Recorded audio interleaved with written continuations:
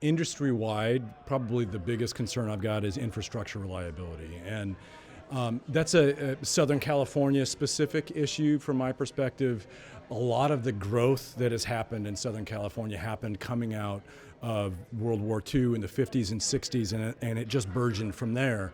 So that also meant that much of the infrastructure that we're benefiting from was built over that time period.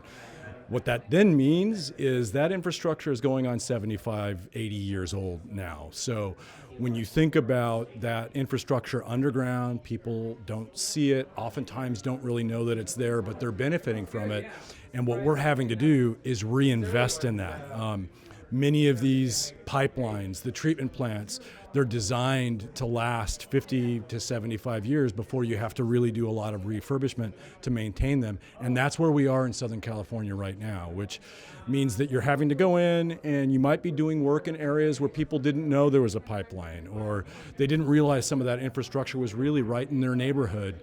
So you're having to develop a relationship with these communities so they understand the benefit of the water infrastructure that's there that they're receiving, and also are able to support the work we have to do to maintain that infrastructure.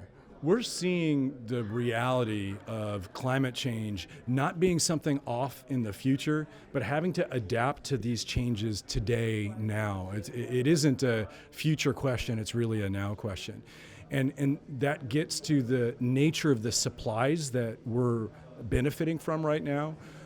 Some people don't realize that here in Southern California, some of their supplies are coming from 240 miles away on the Colorado River, or 400 miles away from the northern Sierras.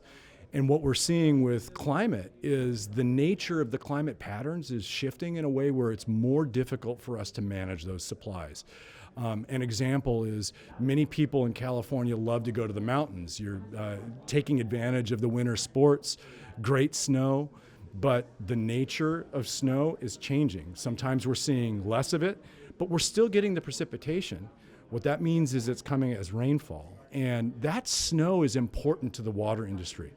Snow is a major reservoir, and as snow melts slowly over many months, it moves into the streams and our systems can capture that water.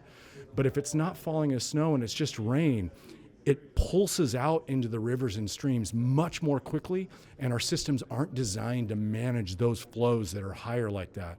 But that's what climate change in California is bringing, and we have to reinvest in our infrastructure to be able to deal with those flows. We are a major water wholesaler. We bring imported water in.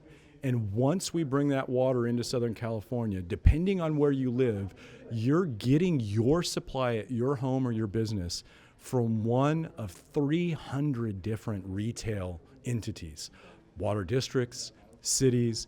So we have to work as a community of water agencies all the time to be able to provide that reliable water supply, clean water supply that people benefit from.